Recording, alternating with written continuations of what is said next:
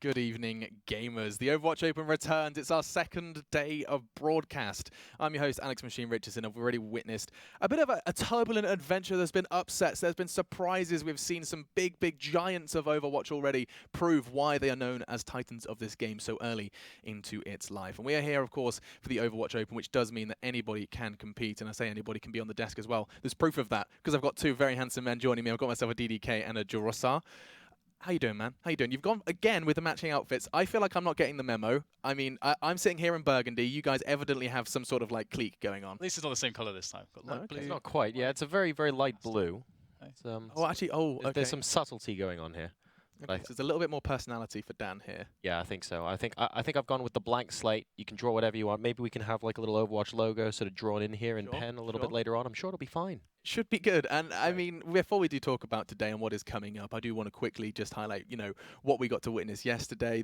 I think for me, it was a great little litmus test of just the diversity of the game. We saw different heroes. We saw upset results early on. It's nice to see that it's all so up in the air still, John. It's very fresh. And I think part of that comes down to, isn't it great that we actually had the start of this tournament straight after the new patch came in? Right. We saw some very creative uses of Ana. We saw a lot of heroes getting swapped in and out of the meta. So heroes that were being played quite extensively, just a week or two ago, suddenly have completely disappeared. And then occasionally being brought back in situations. Talking about Mercy. I'm talking about Mercy, I'm talking about Soldier 76, I'm talking about Pharah, I'm talking about Widowmaker, I'm talking about... Wow, there's just quite a lot going on here. So I'm really interested to see how the teams are going to be switching it up. I don't think we'll see wild differences between yesterday and today, but I actually think we can see big differences week to week as the open brackets go on. And you've nailed it right there on the head. Week to week. There's 4 weeks that we have to enjoy here for the Overwatch Open, and of course we're going to explain the format of it now. The key word is open. 256 team slots are available, and you and 5 of your friends can join up and have an opportunity to compete for, well, it is a very grand prize. The opportunity to be on American television for the TBS channel, of course, $300,000 on the line. That's right, I said bucks, and I'll stand by that. Either way, though, that we are into our second day of our first weekend of that, and of course that does mean we will be crowning a champion. By securing the win today over the course of these 3 games, you can see it on your screen now, you secure a spot in the playoffs and get ever closer to that grand prize. We start with Rogue versus Anox. Anox already causing one of those upsets that we keep harping on about, of course, knocking number 3 seed in the world, Reunited, down a peg or 2, and that's going up against Rogue, who previously found success versus 2 Strong. Creation and Misfits is our second game, and then the winner of those 2 games will be battling to get to that playoff spot. It's got a lot to play for, and that is just in Europe. We have North America to look forward to as well, and we got to see a lot of... I think actually North America provided a couple of different picks more than Europe, I think. There was a little bit more innovation on the North American side yesterday. We'll see if that stands true into our second day of broadcast. But let's focus on our first game, Dan. You know these names. You're sitting there like all smug, like, oh, Quake players, Quakers, as you're calling them. Yeah, well, hey, the Quake players have been there in the shadows for so long, waiting for that deathmatch game or something similar to come out so they can be like, all right, guys, we've done this before. And we can start winning some titles again. And of course, you've got a couple legendary players on Anox, and they did very well yesterday. Cypher showing off that he is not only amazing when it comes to Quake, but he's got the Genji skills as well, which is obviously has a very high skill ceiling, that hero. And he made the difference for them to very closely be able to take down a Reunited, which was a thrilling match to watch actually. But they're not the only Quakers in this matchup. Actually, we have 2 on the other side. Actually, Wins and AKM there for Rogue. They're actually brothers, and they have Wins especially has a massive pedigree, and they also have a pedigree from Shootmania as well, for anyone who remembers that game. That atrocity of a game.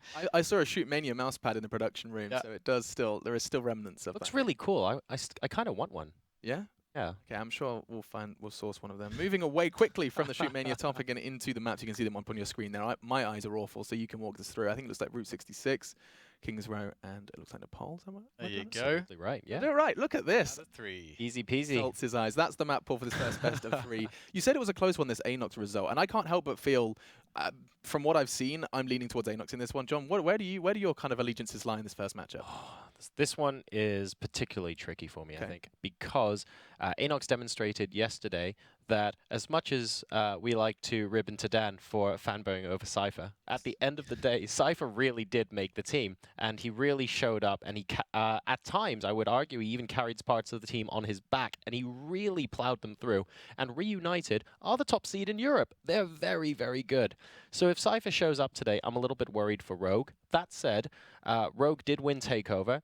They have gone to a lot of offline lands, not just in Overwatch, of course, but throughout other games as well. They have a very good amount of experience, and Reinforce is one of the world's best Reinhardt players. So I feel like Rogue has the team gel advantage, and I feel like Anox has the potential one-man band advantage. It is kind of crazy that Cypher made such an impact with that Genji. Is it exclusive, do you think, to heroes like Genji? I mean, you know, is it quite a small club of heroes that have the capability to put the team on their back, do you think, Dan? Or is it just more to the individual player?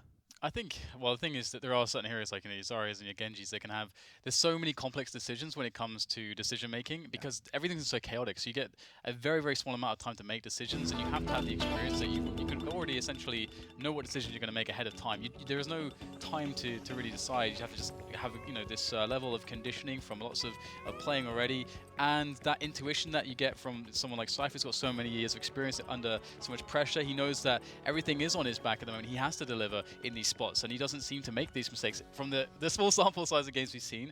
And as we see Route 66, this was one of the maps that he absolutely dominated yesterday, so I'm very excited right from the get-go. We'll see if he can do it again. It is Rogue versus Anox. It's our first of 3 here for the European region of the Overwatch Open, and I hope you guys enjoy it. All right, ladies and gentlemen, welcome to Route 66. This is Game 1. We'll see who is going to be able to reign victorious here. We can see Anox setting up on top of Big Earl's Diner, patiently giving Rogue plenty of room to start things off. And we have Unco here, who traditionally the Mercy player for Rogue, is going to be playing Ana to start things off today. And we can see that Cypher is indeed on the Genji, so definitely looking forward to seeing that. But yesterday we saw that there was quite a lot of trouble in holding the top of the diner.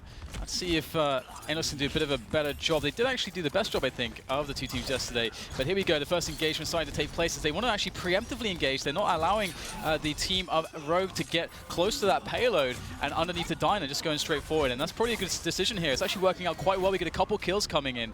In fact, 3 kills. That's going to stop Rogue from being able to make a push. They have to regroup now. Unco at the moment already has the ultimate on Ana, by the way. He's been doing absolutely fantastic as a support function. Unfortunately, though, Rogue getting a little bit overwhelmed by Anox's defense to start off with. Cypher himself currently up to about 80% charge on his ultimate, but really Sharik going down on Reinhardt on top of the building there allowed Rogue the sort of an opening, but they weren't quite able to exploit it. The DPS players were able to clear them out. I feel like this could be bad news here as we get another engagement. As you mentioned, so much ultimate charge has been built right now for Anox. That could make the difference in them having a continued hold at this first point, which normally goes fairly quickly. And so far we can see Kenzie doing some good work with McCree. They're able to DPS thanks to the support of his team.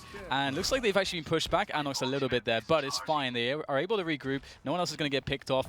And they have the ultimates up now. So this is dangerous for Rogue. And once again, one of the 2 tanks there, so Sharik, went down a second time in the middle of that engagement, but Anak actually did a fantastic job of holding that position, and some really, really well-timed shields meant that the DPS players, again on Anox, were able to get the better of Rogue a second time around. Rogue, though, has spent this entire time building up their ultimates, looking for the ability to push in a third time with a whole bunch of them. And we can see D.Va now using that self-destruct to try and get a couple of kills or clear the area. No kills have been registered at the moment, but it's suddenly become a lot more open. All the players are on the ground sort of running around here, and Anox, they need to regroup and try and retake Big Earls. I think there's a great chance for them because right now we have a lot of ultimates up. Cypher has his ultimate up on Genji, and we also have the Graviton Surge that could be ready to be used at any point. So that, again, spells a lot of trouble for Rogue, who still have not broken, really, this first point as that payload starts to just slowly make its way backwards. And that is a really big problem because right now, I mean, Cypher's been holding on to that ultimate for the perfect spot, and I think they're going to get it soon. Kenzie just drawing back the attack here, being very, very patient. AKM looking for a way in. We have Reinhardt shields up, and we have actually got Deadeye available, but a Graviton Surge being used very early on. Rogue getting sucked into the middle there. Unko going down to 90%. AKM with Deadeye not going to be able to get used that, and more importantly, Reinforce completely obliterates the shields of Rogue there. Tavik goes down almost in sympathy, really, as another attack from Rogue gets entirely halted. 45 seconds left to go here, Dan. Yeah, this is really, really bad news for sure. Anox able to do so much in the way of building that ultimate charge early on while still stopping the push, and we can see how defensible that position is once they have those ultimates and all of the heroes of Rogue start to combine into that very small choke point. And here they go. They really need to get it done at this point. And there is actually a couple ultimates available on Anox as we see them not even being used. There it is actually, though. As I say that, we do get the Earth Shadow coming in. Very, very aggressive stuff here from Anox, but it's exactly what they needed as they start to crush this offensive effort. Rogue are about to get shut down. A little bit concerned, actually, that no one has essentially taken out Anak during these team fights. Finally, we have Zarya down, but this entire time we've been focusing on the support players, and in the meantime Zarya's just been doing so much damage.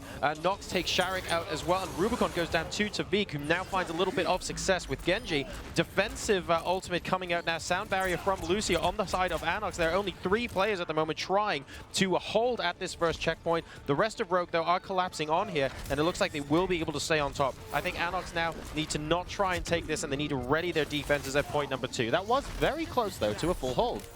Yeah, that was very close. Just by the skin of their teeth will they be able to do it in the end, as those doors are so to open. Alex will be able to set themselves up quite nicely. Lots of time there. And let's see if they can do better on this choke point, even better on this choke point, just shut it down completely.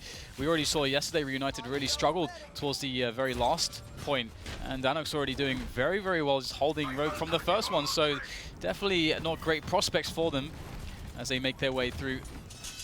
And now we have again, once again we have Anox looking for those perfect spots to get those ultimates in. Of course, Cypher working the flank there, finding a nice spot to get in there. Really, really awesome shift play, and he still has Dragon Blade available, but that is very problematic because once again, Anox actually pushing Rogue all the way back here, completely crushing the push, and the payload starts to march back again. Yeah, that was a really good individual performance there from Cypher, but I wanted to point out a bit of a change that we had on the side of Anox. Anak himself has opted to go off of Zarya onto Winston. So perhaps on the second point here on Route 66, opting to be able to jump over those buildings, pop a bubble in the middle of enemy territory, and really disrupt the teamwork there that Rogue might have, in addition to being able to occupy the high ground. So an interesting change. We'll see how much influence he can have on the game. So far, he's giving Nox a run for his money. Yeah, because I mean, we saw Cypher being able to use that distraction of the barrier quite well. And that's what you need. We saw that's very important yesterday, just giving him those opportunities to get in there with the distraction. And right now we have finally Rogue being able to move that payload up, and they have a lot of ultimates at the moment, so it's going to be pretty hard for Anox to actually stop this push. See if they go for a last-ditch attempt. It will be quite difficult. They're quite spread out at the moment. And they're looking for a big team fight, actually, our Rogue at the moment, because Unko will have Anna's ultimate available, and Anak coming on in, trying to bat everyone off of the point. How are Rogue going to respond to this? Here comes the ultimate from Anna. In fact, everyone except AKM have used their ultimates on the side of Rogue. 5 out of 6 of them are alive. Reinforce has gone down, but they're not exactly cohesive as one unit. They're fighting small battles all over the place right now. There goes Rubicon falling to D.Va on top of the payload itself. It's currently 5v2 in favor of Rogue, and even though we're going to overtime for a second time in this match, they should be able to push the payload through this checkpoint. It must be very frustrating there for Anox, having the same situation happening twice. But again, it's the hardest task left for them now, as they have to try to break that very, very difficult last points. And we'll see Anna just working a little bit in advance of his teammates there, trying to clear some space, get some extra damage in there, see if they can get a pick off before they're going to turn the corner. And once again, Anox need to really find a strong engagement to kind of basically shift Rogue off of this payload. And here it is. They're going to march in with the speed boost from the Lucio of Kula there and see if they can get some engagements working out for them. But I love how Rogue actually fell back a little bit to allow that push to come in and then have it on their terms instead. Well, at the moment in the final point, it's of course a lot more narrow. You are engaged indoors as well. AKM actually using an opportunity for the shield to go down to hit a triple kill. There's Sharek, Kula, and Kenzie all going down, giving Rogue a really strong amount of momentum heading into the final point. Anox will be able to have one last-ditch defense here. They need to stall this for as long as possible. In the event of both teams completing, of course, it is stopwatch as a tiebreaker, and now they're all collapsing in. We're starting off with Lucio. We've got Sound Barrier moving on through the payload, and actually Rogue wisely choosing to fall back and wait for their opportunity to pick one or two people off. Yeah, very smart indeed, and Anox really don't have much else to go to. Finally just getting an Earth Shadow there on Sharek, but when is he going to choose to use it? Everybody's, again, very spread out here for Rogue, so it's going to be hard to find the engagements that they want. You see Anna's doing some good work there in the back for his team, and looking very grim right now as the final push comes in, and all of Anox are getting wiped out. That Earth Shadow and McCree Deadeye combo, that really hurt. Just 3 players going down instantly in what I think one of the hardest points to hold. It's always important to get the crucial moment where you know there's no shield available, especially on the final point there where the nature of the map is just much longer, much more narrow. It gives you that much more scope to walk in and have your enemies confined to a single location. So that was very, very well played there from AKM, using his opportunities wisely. And Rogue, maybe after an initial shaky start, because they did get wiped 2 or 3 times, found the right formula. I thought used Unco to great effect as well. And AKM definitely put in a lot of work. Did take a lot of time though to get to that final point, so let's see how that comes into play. Again, Anox played pretty well against Reunited on this map yesterday. I would say though that they were much better at holding that last point against Reunited. That was by far the toughest section for them to deal with on the attack against Anox. But now Anox are on the attack themselves, and I'm quite curious to see how this is going to play out for the Rogue side. As far as talking about Cypher and his individual skill, Wins is probably, I would say, the most individually skilled French player from the Quake scene, and also perhaps at times from the Unreal Tournament scene as well when he dipped into that game. He's a very talented, very intelligent player as well. So I'm still waiting to see what he's actually going to pick. He's not actually selected a hero just yet. We have a couple of interesting hero picks already, by the way, because in this current meta, when you have, for example, you have D.Va with the defense matrix there. All of a sudden, the biotic field from Soldier 76 is just less required. And from a hit scan hero point of view, McCree is just so strong. But in this case, Rogue are going for double hit scan. So Tavik is actually going to be playing Soldier 76 alongside AKM. I'm very interested to see how it's going to go out. And more importantly, there are 3 supports there. We have Zenyatta, Lucio, and Unco all taking those support positions, with Reinforce being the sole tank on Rogue defense. So very curious to see how this is going to work out as defense. Yeah, we see the standard stuff here just sitting on top of the diner, waiting for the push to come in. I love how Anox chose the moment in their defense to actually just rush down from the diner there, speed boost, and have some space to fall back onto if the fight didn't go well. Actually looking at, in this instance, Rogue just sitting up there, just allowing the Anox team to get onto the payload, and right now Cypher's going to start getting into the mix there, up on top of the diner, trying to harass as much as he can, but it looks like he is going to get taken down by multiple heroes right now, and Anik coming in just a little bit too late. He will actually push them off the diner, and the payload is moving all the while, so good work being done here by Anox. Yeah, definitely good work indeed. Anak being the only casualty so far in this game. Rogue, though, I have to say, they've done a good job of just patiently sitting on top of the diner and staying alive. They're not doing anything particularly extravagant. They're just very, very patiently waiting it out, regrouping, and they're actually showing us at the moment that they really do only need the 1 tag. They haven't got a second Winston. They haven't got Zarya in there. They're not getting a Roadhog, which is sometimes employed here to try and hook people up and get them out of position. The double DPS triple support seems to be going well so far. And right now we get the second big attack coming in to get that payload all the way to the door. And Kenzie just trying to do some work there, but he will get spotted out pretty quickly. And DPS down himself, as right now all the ultimates starting to come into play. We get the sound barrier coming in to make things really much better here for Rogue. And you can see that Anox are having some trouble breaking this right now. Well, Anox need to think of a way to... I actually think the tank is going to be the key to this composition here. With only Reinforce playing on the Reinhardt, and bear in mind, Reinforce is a bloody good Reinhardt, it means that the rest of the team become that much more vulnerable as soon as he goes down. So Anox need to be looking to use Anox to go in and try and disrupt. They need Cypher to specifically target Reinhardt to see if they can get him down at the start of an engagement to allow the rest of the team to collapse in. And that, I think, is going to be the difference that makes a successful team fight. Here comes Cypher in, though. He's looking for a bit of chopping. He actually gets taken out by the DPS heroes long before he can get sight of Reinhardt. Does kill wins, and another support there as well. I think Zenyatta and Ana going down straight away to Cypher, so maybe it was just enough. As we can see, the disruption here is pretty... Well, let's not say disruption. They just wiped the team there. So Rogue will go down in the end. You can see Alex trying to claim a lot of space in front of the door to try to pick off any players there from Rogue who were thinking about maybe going in for a quick bit of harassment before finally rejoining the payload. And Cypher jumping up there trying to get into position. Get some information for his team as well as the payload starts to make its way forwards. And it's only right now, well, I say only, there's 3 ultimates there ready to be used by Rogue, but how will they get them in? That was a really good opportunity for Sharek and Kenzie to shine, by the way, as we do have the initiation coming out here from AKM, just using the Deadeye to try and zone everybody out, because Cypher died very early on in that engagement, and we basically allowed McCree to kind of shine a little bit. There comes the Earth Shatter from Reinforce. Unfortunately, it's one of those rare occasions where it more or less gets whiffed, but he does use it to buy an awful lot of space. The problem is he's a little bit offside with enemies both up in front and behind him, so he gets taken down. And as soon as Reinforce gets singled out, what can the rest of them do? It's actually a 5v4 battle, so not entirely clear right now, and that's why Anox have chosen to move back. They've said, actually, we'd like the extra DPS from Kenzie, and we absolutely would like Zenyatta on side here for the next push. It's always fun to see Reinforce targeting down Lucio, as he had 2 choices there, gets rid of that support. And, well, now Cypher once again trying to see what he can do here. He's got teammates again. Winston out from Anox trying to buy him some space, buy him some distraction there to get some work done.